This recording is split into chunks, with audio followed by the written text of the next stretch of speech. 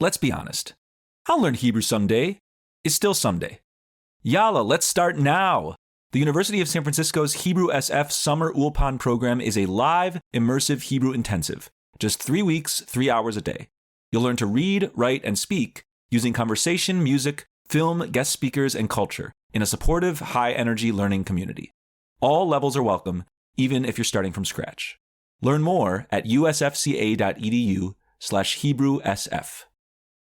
This is Judaism Unbound, episode 533, Yiddish Revolutionary Folksong. Welcome back, everyone. I'm Lex Rofberg. And I'm Rena Yehuda Newman. And first and foremost, we want to wish you a happy May Day. That's International Workers' Day. This episode is being released on May 1st, and that day is an international day devoted to marking and celebrating workers. We are thrilled to mark this day as Judaism Unbound, and in honor of it, we're featuring a friend of our organization who has some wonderful Torah to mark the occasion of May Day, and that's Chaia, a musician and educator known for popularizing a musical genre known as kleztronica. That's klez from klezmer and tronica from electronica. We love a portmanteau here at Judaism Unbound, one of our favorite things. But in other news, separate from portmanteaus, a few Judaism Unbouncements. First, we have mini courses in the Onion Yeshiva coming up, 3-week opportunities for learning and unlearning. They are starting in just a few days as this episode's being released. If you're listening after the release date on May 1st, it's even sooner to when these classes start. So immediately head to judaismunbound.com/classes. That's where you can sign up for either Rebbe Nachman, a class about Nachman of Bretzlev with Aaron Wander, and or Holy Chutzpah, building your Jewish meaning-making toolkit with our very own Rena Yehuda Newman. So again, judaismunbound.com/classes is where you head, and financial aid is available as always. Next up, Shavuot Live. It's coming up. Our biggest event of the year, our 24-hour extravaganza of Jewish learning and unlearning, approaches. May 22nd to 23rd, that's Friday into Saturday. And yes, it is Shabbat. And yes, the reason for that is that our Judaism Unbound audience consistently shows up much more to our digital events when they take place on weekends than weekdays. But we are holding our event then, and you can sign up by heading to judaismunbound.com/Shavuot. That's SHAVUOT. There's going to be amazing presenters, activists, scholars, teachers, rabbis. There's even a BYO Torah, bring your own Torah section. You do not want to miss Shavuot Live this year or any year, really. So we'll see you there. And now, with our unbouncements concluded, a little bit more about today's guest. Chaia is a composer combining Yiddish archival practice and electronic club music. She weaves archival Yiddish audio with techno and ambient frameworks, creating hybrid folk electronic compositions that situate ancestral sound within global and liberatory rave culture. Chaia was raised in the klezmer tradition and mentored by Yiddish music pioneers Hank Isnetsky, Jeff Warshauer, and Basia Schechter. She works closely with Yiddish archives, including the YIVO Institute for Jewish Research, the Yiddish Book Center, Yiddish Song of the Week, and the personal archives of Hank Isnetsky and the Hoffman family. Chaia's work has been supported by New York State's Council for the Arts, the Brooklyn Arts Council, and the Center for Traditional Music and Dance, among others. Chaia has toured around the country and the world and been profiled by Grammy.com, NPR's Art of the Story, and more. She released her debut album, Yiddish Electronic, in June of 2025, and her next EP, Romanian Fantasies, is coming to you soon in fall of 2026. Chaia, welcome to Judaism Unbound. We're so thrilled to have you. Thank you so much for having me. We are overjoyed to be schmoozing with you today. You recently taught this incredible mini course in the Onion Yeshiva called Yiddish Revolutionary Folksong. And I want to talk about those 3 words. I mean, like on some level, maybe there's an obviousness to some listeners of what that might mean, but I think to other listeners, not so much. Like, I'm curious about those 3 words. Why teach a course specifically on Yiddish folk song? That's a word that's different from Yiddish music. It's a word that's different from Yiddish song. And why in particular revolutionary Yiddish folk song? There is a strong tradition of revolution in Yiddish culture and history. We think often about the turn of the century, the turn of the 20th century. That was a time in Eastern Europe of great upheaval, of great revolution. It was the overthrow of the Tsarist Empire. And Yiddish movements both played a big role, Yiddish communities both played a big role in these revolutions. And also these revolutions played a large role in crafting Yiddish infrastructure, community infrastructure. many Yiddishists learned how to build community networks from the revolutionary movement, from these big, widespread strike movements that were happening all across Eastern Europe, and participated both in the movements and in cultivating those revolutionary tendencies in their own communities. In these revolutionary movements, there were, of course, songs being sung about the revolution, and many Yiddish folk songs being appropriated for revolutionary means, just as they are today. But also, there was in the decades, especially following the 1905 Russian Revolution, this idea that the songs that had been written for the revolution were now folk songs, a folk songification of the revolutionary songs. And all these different collectors, including my favorite, Shmuel Lehman, who went around collecting these revolutionary songs from different places and saying, these are the folk songs of Yiddish-speaking people, of the Jewish people, and they have a life as the songs really of the people, and songs that will be passed down. And so this was in the 1920s when a lot of these collections started happening. But then the songs were passed down. We see in oral histories and in books from the workers' circle that many of these songs that were written around the turn of the century were passed down and reappropriated in these communities, in Yiddish-speaking communities, all the way through the present day in an unbroken lineage. And that's just so inspiring and incredible to see songs that were written maybe for specific revolutions or for even specific strikes or for specific people who were killed in strikes became transmitted generationally and became part of this Yiddish heritage. So one observation and then the question. The observation is when I hear folk song, the word, folks have been inculcated to think about it as like a mid-20th century American, like think of like Bob Dylan, like that kind of folk song. It's like capital F folk songs referring to a specific stream of countercultural music from later than we're describing. And I really like that we would see revolutionary folk song as something that incorporates many eras of folk songs, where it wouldn't just be referring to one era of the mid-20th century. So I'm really interested in hearing about the really rich lineage, really rich set of traditions you're describing. The question I have is, and I don't mean this like confrontationally, it's a question we ask a lot. Why should people care? Like, why is it important for Jews and otherwise in 2026 to be acquainting with this tradition of revolutionary folk song? Maybe there's some intuitive answers. We live in a world that is real messed up, and a lot of us believe that revolutions of various sorts would be beneficial, so we want to look to past versions. But is there something beyond that, or maybe you just want to speak to that side? What calls us to learn about Yiddish revolutionary folk song today? Let me speak just quickly to the Bob Dylan thing. That's actually a post-vernacular use of the word folk song. So that generation of people took many songs, a lot from Black American culture, that were folk songs passed from generation to generation, and some also from English folk transmission, but took those songs, started singing them, like we see a lot in Joan Baez, like just a direct song pulled from the repertoire, and then made their own songs in the style of those songs without necessarily being connected to that lineage. And because their songs became so popular, we now associate the word folk songs with that music. And in many cases, that appropriation was extractive of those original traditions.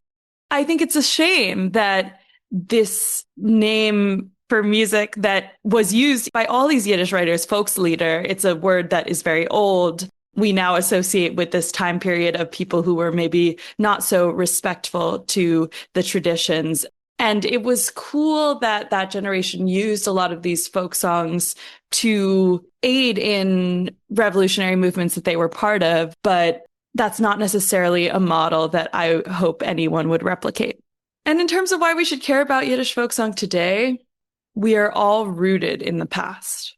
I believe we have a responsibility to pick at all the different threads that make us who we are today. That the real richness from our movements today will come from tracing our lineage back to the movements that came before us. A revolutionary movement today, one that is ancestrally rooted, is just more powerful. We can learn from our ancestors' mistakes. We can get inspiration for how they lived a revolutionary Yiddish life. And we can also use their vastness as a collection of tools for our revolutionary arsenals.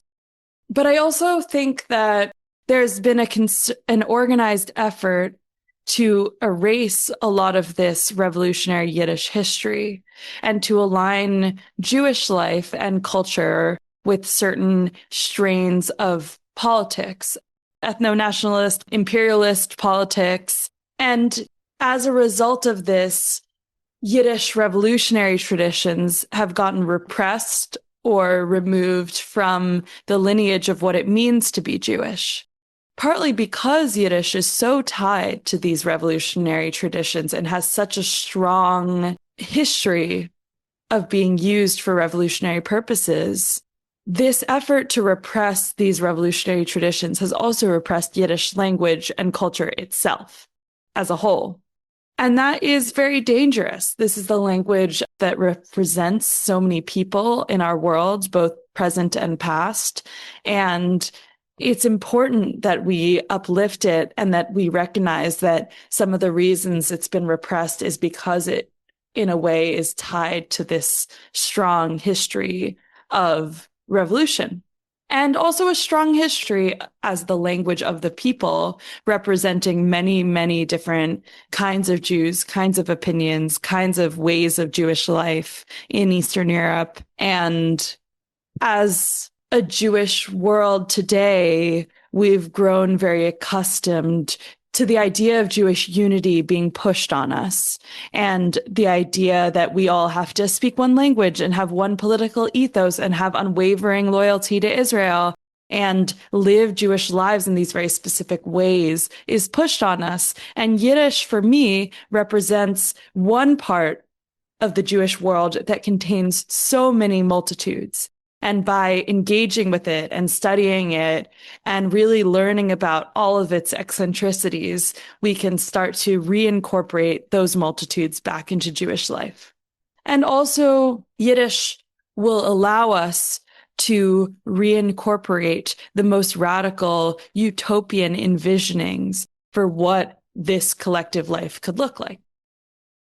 Something that really resonates for me is the idea that we actually come from so many different lineages. Like, I have stopped using the word Judaism so frequently, and I usually just say Judaisms.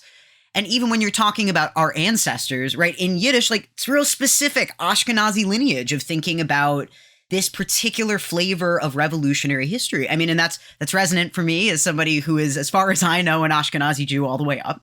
But really thinking about, what does it mean to be a part of a tradition that has also historically been defanged?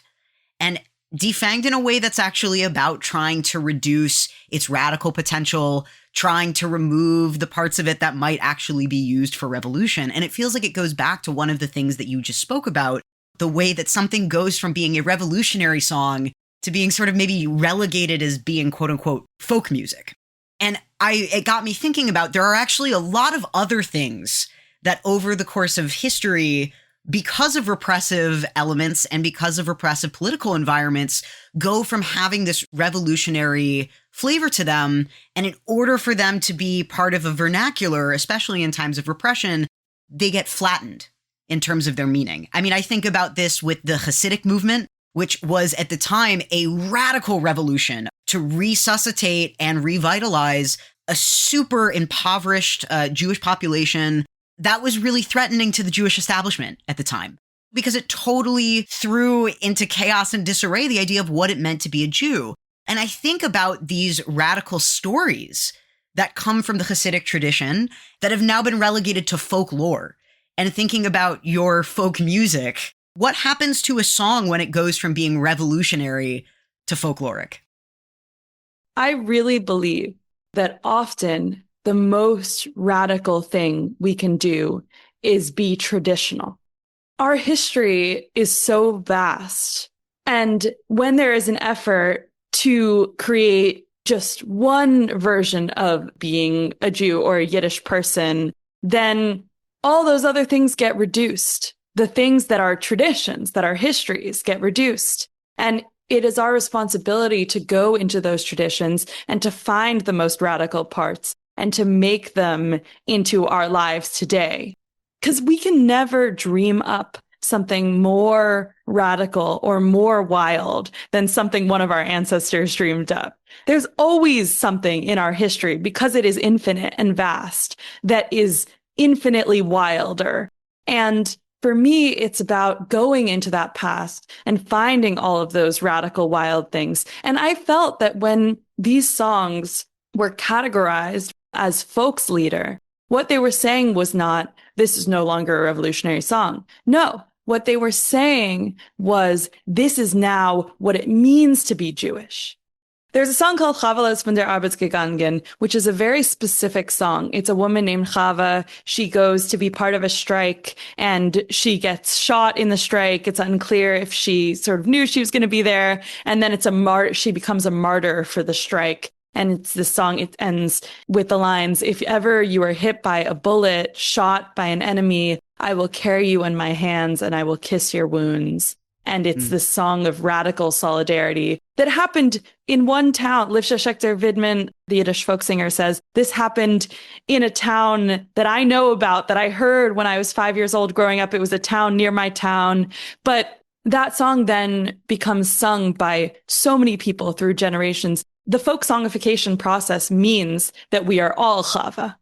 And the folk songification process means that Daloi Police, the song that says fuck the police, that appears in Lehman's collection, really as folkslieder, it says the essence of this folk tradition is to be against the police. The essence of this folk tradition is to be with the strikers. The essence of what it means to be Yiddish is to be these things. And it's not saying this is the only thing that Yiddish means, but it's saying this is just as much a part of our tradition as any of these other lullabies, as any of these other things that we've inherited from generations past.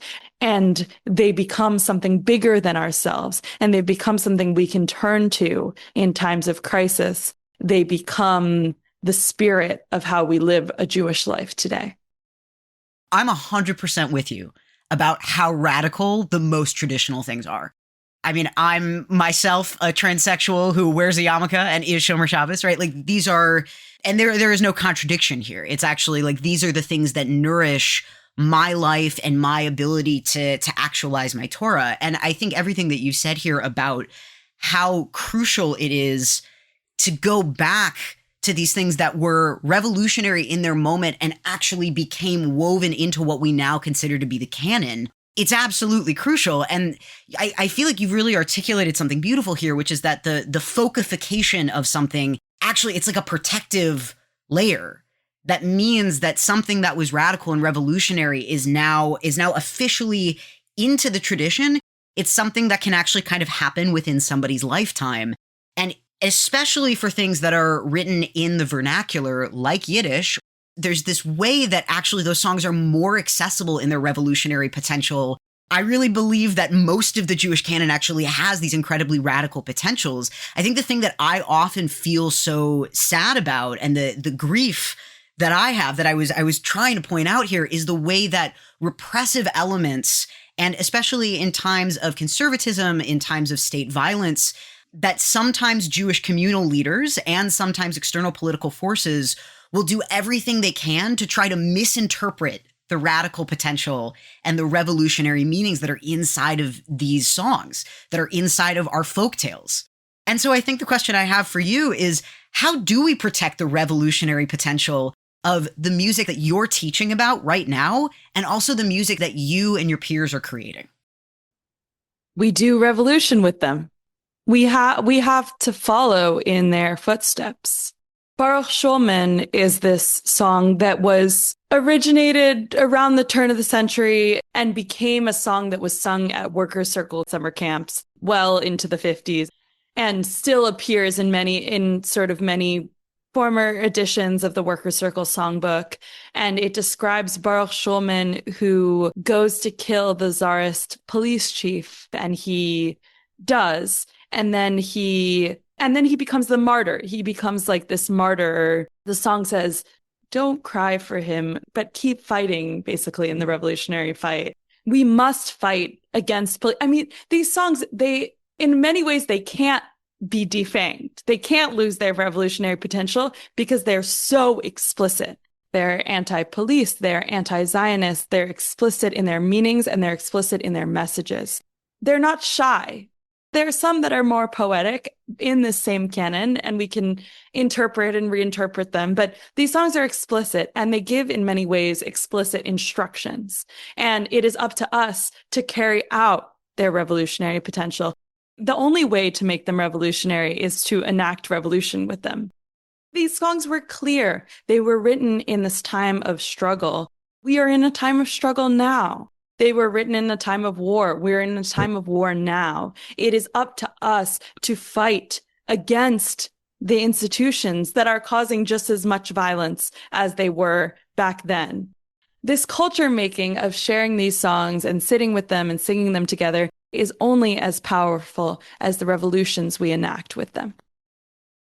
So you and I recently were at Limud together, this gathering in England. I mean, there's many Limuds, but there's a really big Jewish learning gathering in Birmingham, England. And I went to at least one of your sessions. I think I went to two, but one that I'm thinking of in particular, I want to talk about the strategic utility of Yiddish folk song. I want to ask the question basically, given that there's many different tactics we might use as Jewish people looking to channel Judaism towards liberation, looking to be part of broader struggles for liberation, my question, or I guess my thought, is that using Yiddish revolutionary folk song is a really good strategy.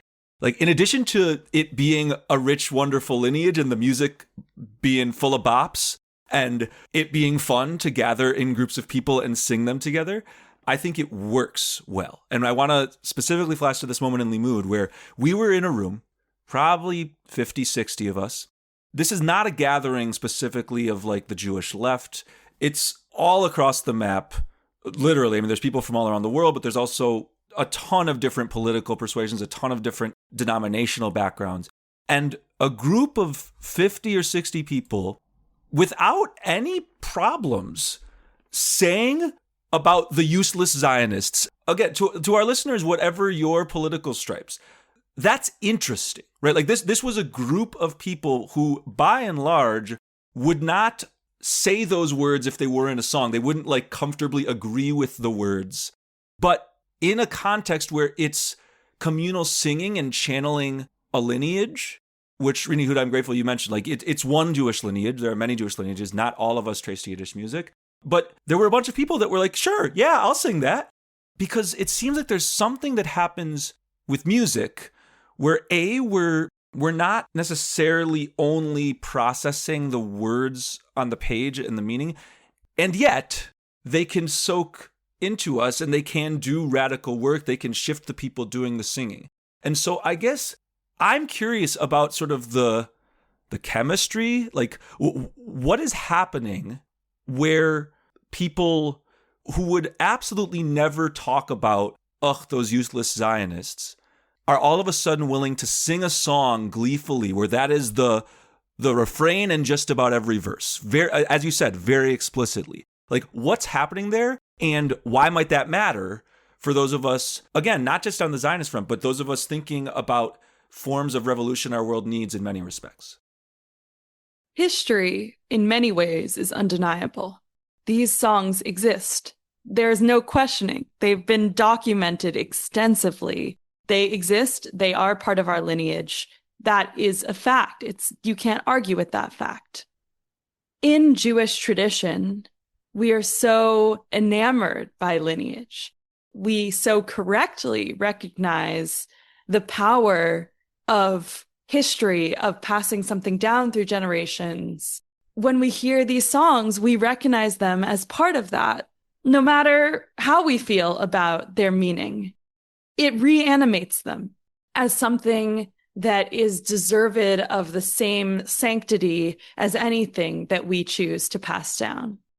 Maybe people, they don't agree with everything there, but they're able to say, this is part of my history, my family's history. And as such, I have a responsibility to look it in the face and to reckon with it and to decide for myself what I think about it and not have it just be taken away from me as something that doesn't count as Jewishness or that's something that doesn't count as part of the canon. It is my canon to configure. And that is something I love so much about Limud.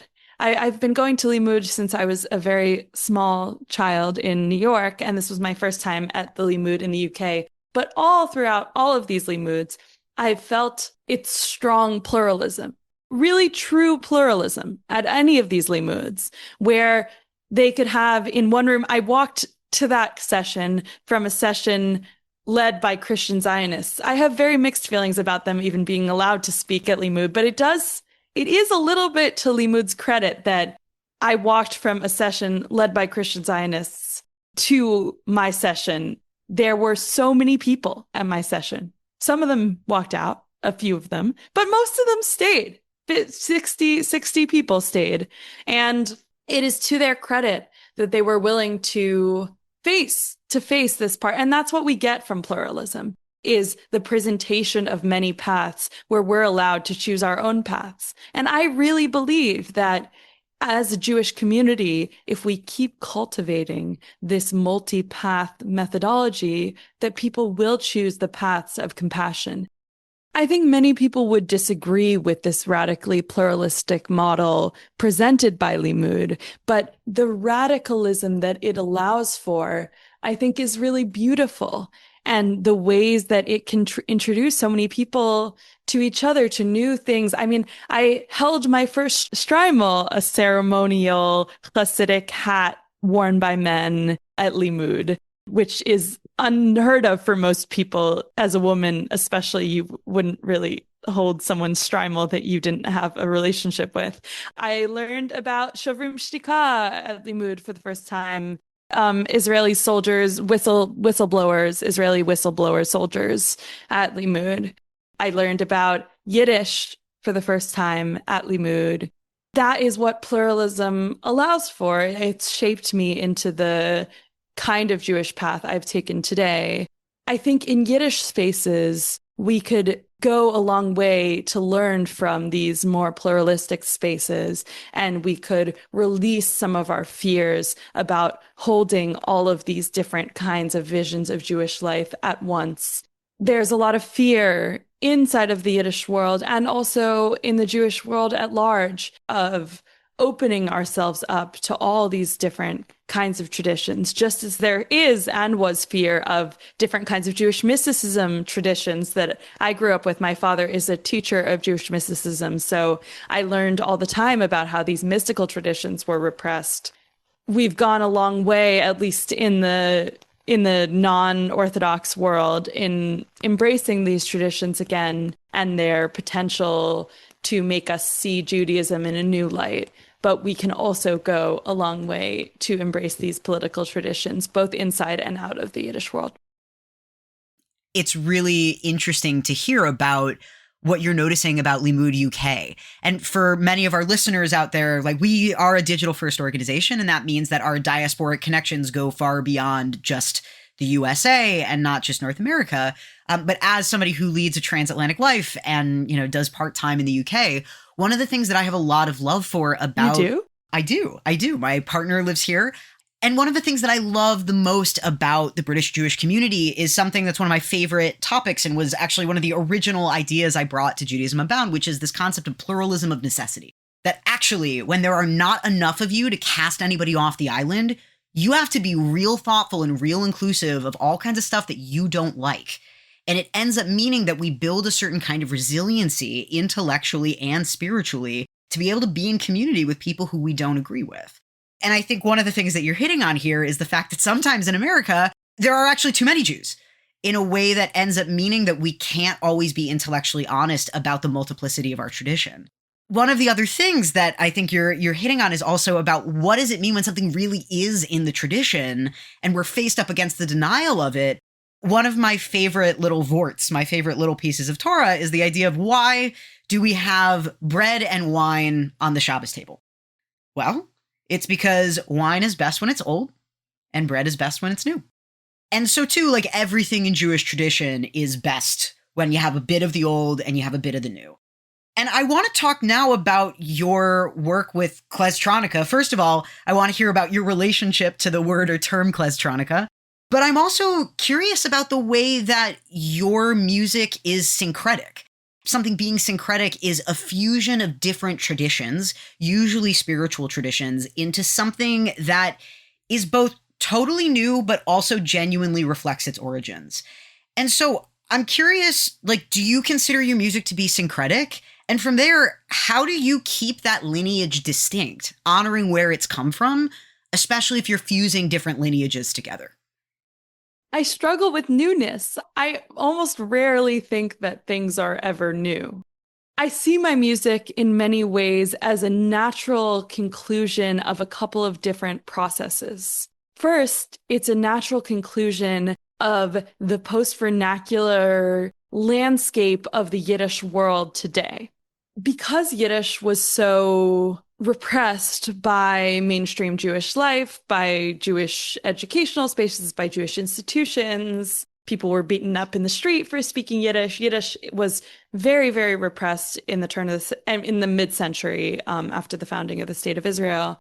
There was a rupture. People stopped speaking the language. People stopped playing the music. People stopped singing the songs. Because of that, the Yiddish world today is working from the other side of this vast chasm. Yes, as Yiddishists, as Yiddish culture makers, as people who play Yiddish music, who teach Yiddish, who engage with this Yiddish cultural repertoire, we are looking to older people who are still alive and remember the traditions. There are a few people who carry that unbroken lineage, but most of the work happens in the archive. And it's trying to reconstruct a Yiddish cultural landscape from those recordings. This is where I arrived at kleztronika. This is where I arrived at my work. There is magic in the archive. There is magic in the fact that we're post-vernacular, in the fact that we're looking at them across the chasm. Nearly every Yiddishist today spends most of our day looking at these old recordings. So I was listening to these recordings and I felt like I wanted to pass on this magic of the post-vernacular process to everyone, that it was only natural that people should hear these recordings that shape Yiddishland today.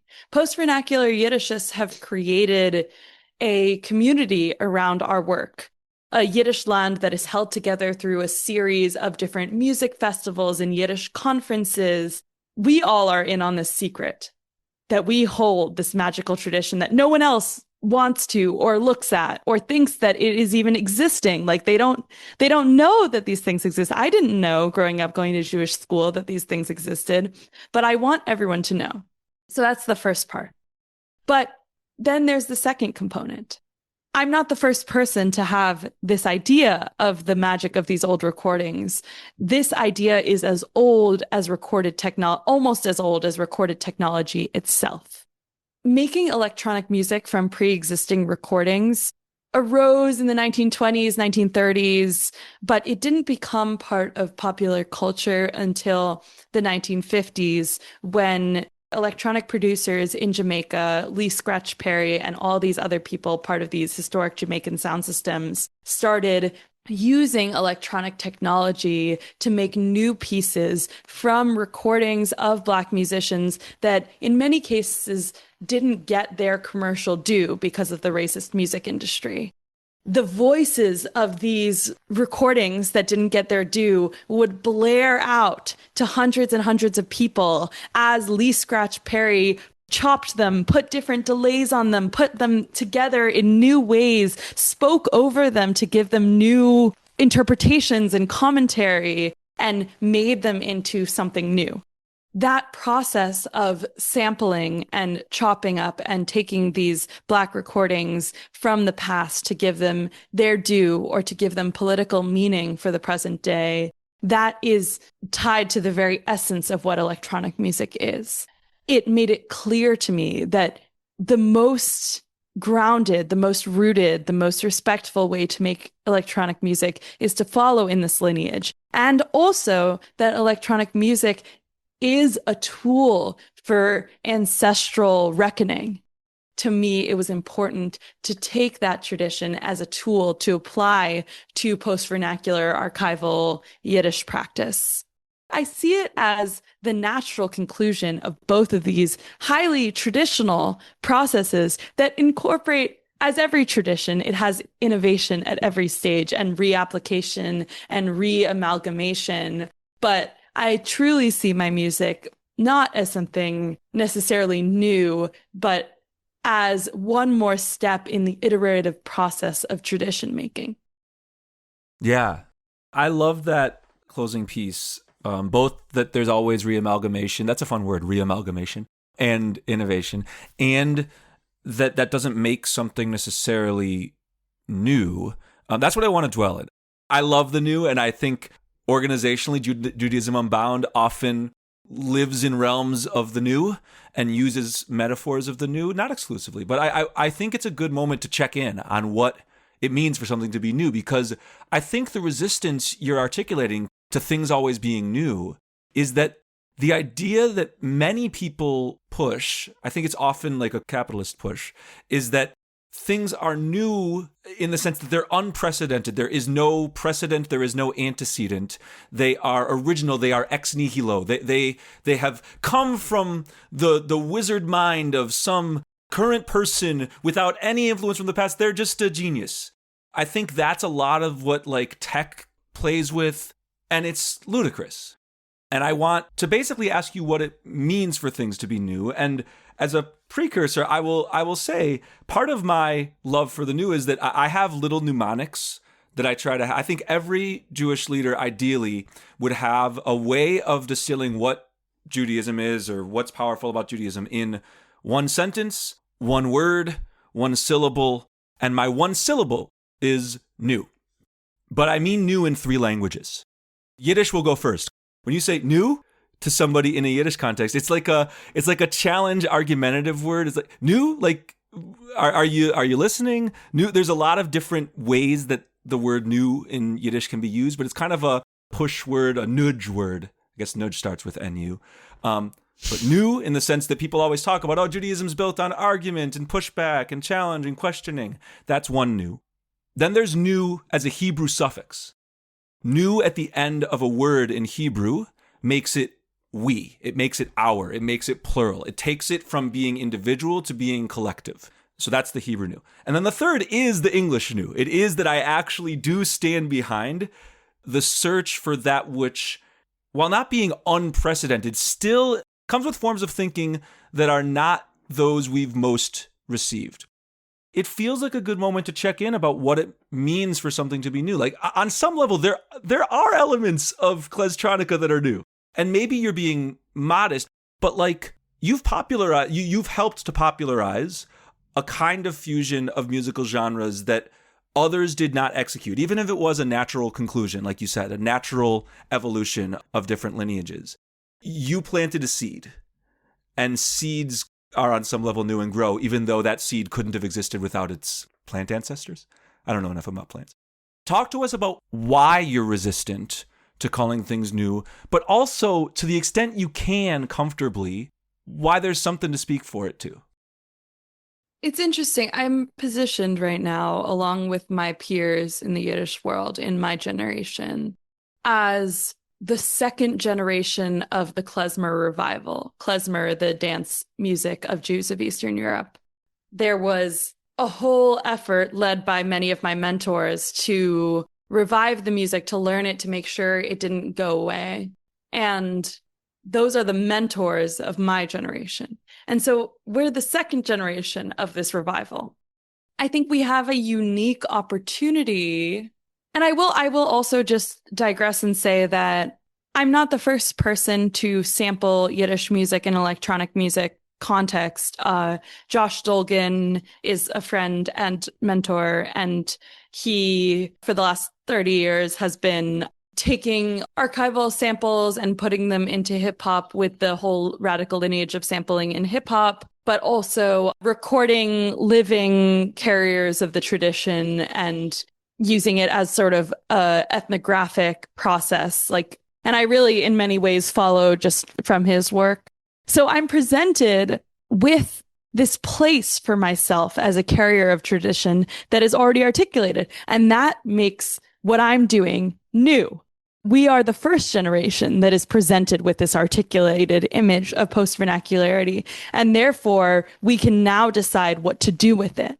What do you do with an archive that is already digitized? You play it for people. You play these recordings for people. What do you do with a very well-articulated political ideology of the place of anti-Zionism for Yiddishists? You incorporate it into revolutionary movements.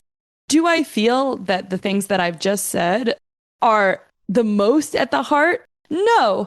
All of my work is done in collaboration with my mentors. It is all together and all for one, and the concerts have people of every age. But I do think that it is a unique time of this post-vernacular lineage having congealed itself and presented itself for this moment. But that feels forced. I mean, that feels a little bit forced because I don't really believe that. I don't believe in anything being new. I don't believe in newness. I reject the whole idea. I reject the idea of new. I hate new. This is lineage. There's nothing special. Really, there's nothing special about what I'm doing. And that's not just to be modest. It is because everything I'm doing is just things that are done before. And there's this capitalist push to be like, this is new, this is new, this is new. It's not new. We're coming towards the close, and I want to take a chance to expand on a piece that came up very briefly early on in this episode, and which we've talked about in the past on this show, which is the ways in which Yiddish, not just passively, very proactively, was pushed to the margins in Jewish society and beyond.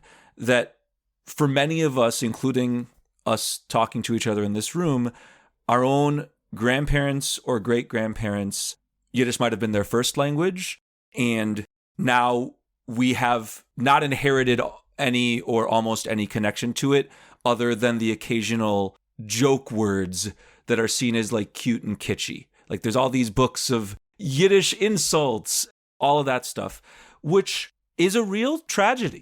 There is not enough awareness about that. We've spoken, and we'll put some of this in the show notes. We've had conversations in the past on the podcast with people like Naomi Seidman, where we talk about how Yiddish was equated with so many negative ways of being in the world, so many weak ways of being. There's gender implications there. There's so much. But I wanted to bring that in because I think part of what's exciting to certain people about Kleztronica is we're vibing in a room with Yiddish and there is no air of shame. It is the opposite.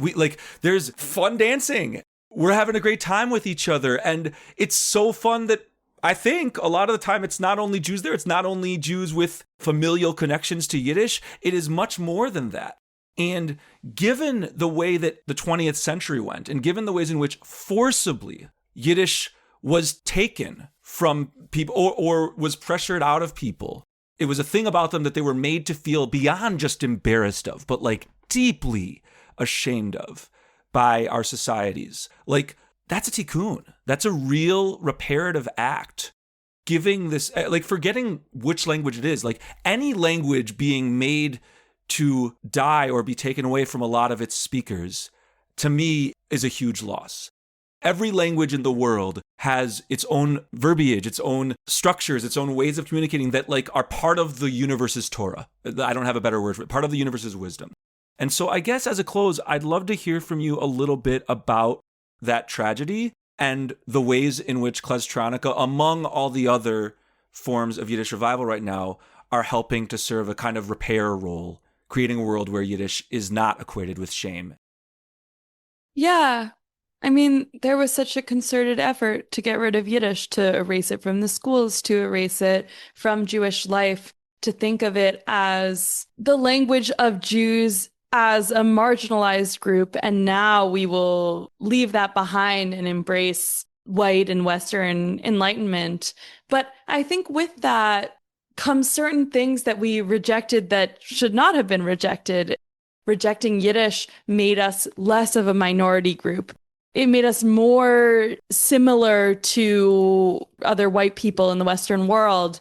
And much of that is because Yiddish is the people's language. It is this language of movement building, even in the movements that I study, coming together with other marginalized groups and having a shared struggle. And those are things that are very worthwhile. Something that I do a lot is called Echoes of the Archive, which is all these different people from different diasporas sampling the archival material of their cultural background. In many cases, things that have been repressed or forgotten by their worlds as well. And in those diasporic nights, sometimes they're called Diasporic Techno Night or Echoes of the Archive, we make a lot of effort to trace clear lineages of solidarity between marginalized languages, marginalized groups, and also clear pathways forward for solidarity by having people from different cultures tabling on the side of the events, through different people giving speeches at the events. We make a very clear effort to say, like, this kind of erasure or cultural marginalization is common in every place that there is a culture that represents the spirit of the people and the spirit of horizontal organizing. By uplifting this cultural heritage in all of these different places and groups, we hopefully can bring back that spirit of solidarity and everything that this lineage and culture has held. And Yiddish holds everything that we could want it to be. In Yiddish, as in every culture and history with a vast tradition, we can find the things that resonate with us in the present and the things that bring us together today. Thank you so much, Chaia, for joining us. This has been a fantastic conversation. Thank you for having me. And thanks so much to all of you out there for listening. We hope you've enjoyed this conversation, and we hope that you'll tune in again in the future. As a reminder, first off, happy May Day. We hope that however you're experiencing this day is a joyous occasion for you. And we hope that this episode may have helped provide some meaning for that day, whether you listen to it on May Day or afterwards. So a couple quick reminders. We have On Yeshiva mini courses starting. They're very, very soon. This is the last episode you will hear before they begin. So that means now is in fact the time to sign up. You want to head to judaismunbound.com/classes to sign up for two amazing mini course options. There's Rebbe Nachman, a class all about Nachman of Breslov with Aaron Wander, and Holy Chutzpah, Building Your Jewish Meaning Making Toolkit with our very own Rini Yehuda Newman. So head to judaismunbound.com/classes to sign up for either or both of those. Financial aid, as always, is available for either of them. Also, our biggest event of the year, Shavuot Live, is coming up. We have over 250 signups so far, and if you're not one of them, what are you doing? Sign up. Join 250 of your closest friends. It will be many hundreds more by the time all is said and done by heading to judaismunbound.com/Shavuot. That's SHAVUOT, where you can register. This is our 24-hour extravaganza of Jewish learning and unlearning. We haven't announced our speakers yet, but boy, oh boy, I've been in touch with them, confirming times, and we have an incredible, incredible lineup this year. You don't want to miss it. Friday, May 22nd through Saturday, May 23rd. That's when Shavuot Live is this year. Can't wait to see you there. As we close, we always want to remind folks to be in touch with us, and there are a wide variety of ways for you to do that. First, there's our Facebook and Instagram handles. Both of those are at Judaism Unbound. Second, you can always head to our website, judaismunbound.com, to check out show notes for this episode and all sorts of other juicy resources. And you can email us at lex@judaismunbound.com and or riniyehuda@judaismunbound.com. That's RENAYEHUDA@judaismunbound.com. And the last thing we want to say is we really, really deeply appreciate any financial support that you're able to send our way. It makes a huge, huge difference in our ability to keep doing this podcast and our work more broadly. And you can send either a one-time gift or a recurring donation at judaismunbound.com/donate. So thank you so much. And with that, this has been Judaism Unbound.